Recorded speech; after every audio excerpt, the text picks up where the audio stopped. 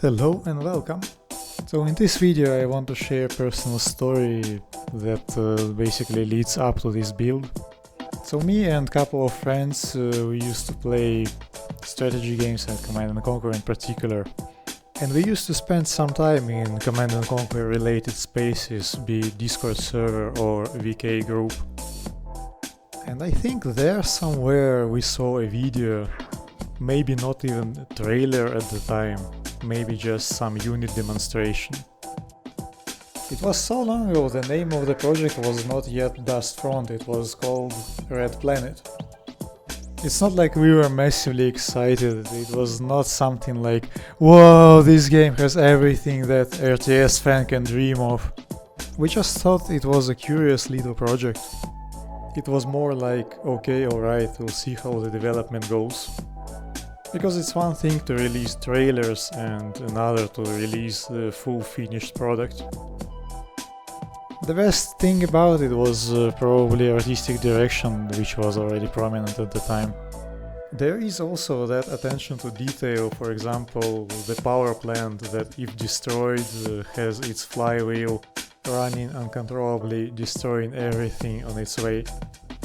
And you don't always see games with a strong identity.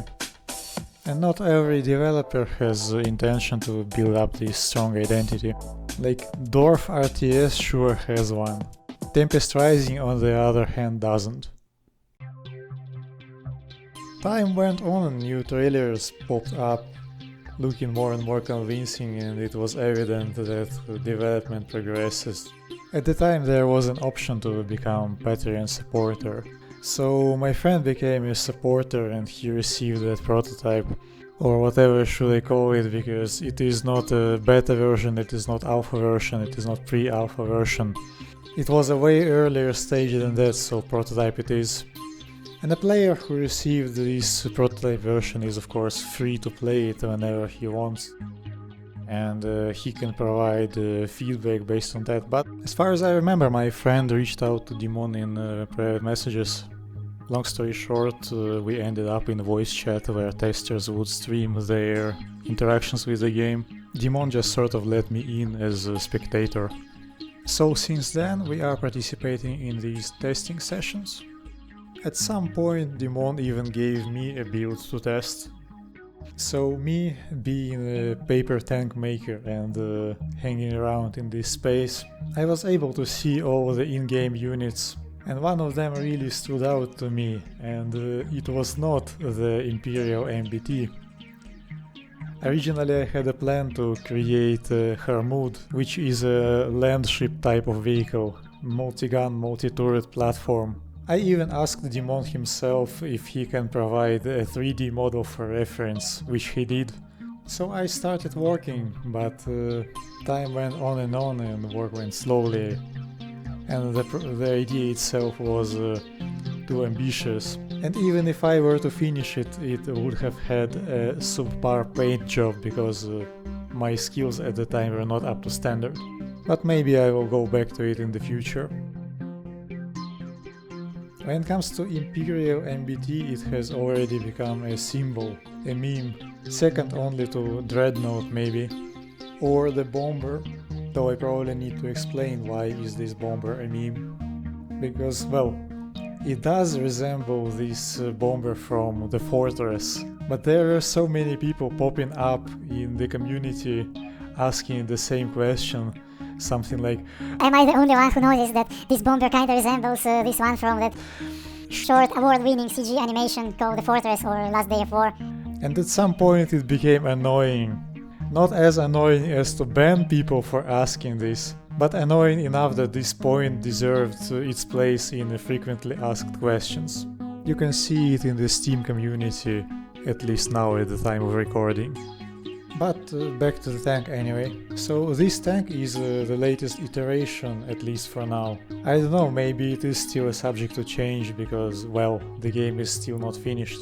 Previous iteration of the Imperial main battle tank was rounded and had spikes around the turret. There is also a transitional variant which is more squared off but still retains these spikes. Now that I think of it, many more designs of previous prototypes of the game were spiky, but the overall art style has evolved past it. On the current iteration, these spikes have sort of morphed into boxes at the rear of the turret. One thing that you can see is that my build is not the exact copy of the 3D model from the game, and there are a couple of reasons for that. First is that on a 3D model, parts can simply float in the air. They don't have to be physically attached to anything. And this is a logical and natural time-saving and polygon count saving measure. So to transform the 3D model into physical, I had to come up with some things on my own. Also, there was just some creative liberty taken. I don't even remember why. On the in-game model, the back of the tank is extended, but on my build it ends abruptly in a slope. But I've preserved the most important thing of the original, and I mean these chimneys kinda resembling the exhaust of a Tiger 1 tank. Also, of course, I did not have exact measures and I just went by eyeballing, so to say. I estimated the size that would be fitting for 12mm scale and sketched that rough drawing. I haven't talked much about techniques that I used in this build, mostly because everything you see on the screen is pretty self-explanatory. I can just add a couple of things about the materials used. So, aside from wheels that were made using my secret proprietary technology, everything is pure cardboard. The glue that I was using was stick glue in case of flat, large surfaces. In every other case it was PVA glue. The paint that I use is acrylic, and it's not some fancy acrylic, it's one of the cheapest ones.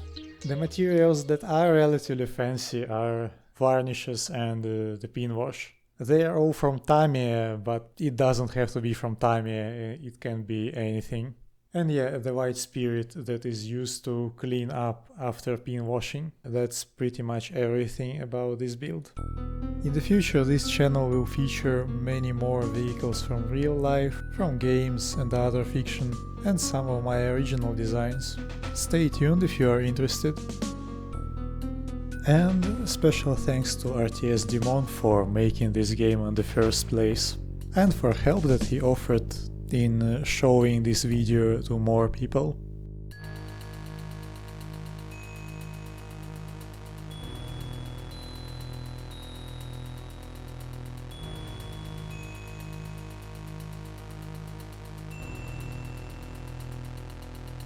Alright, there is some footage left. What am I supposed to say at this point? Like and subscribe? Whoever made it this far, you are the real ones.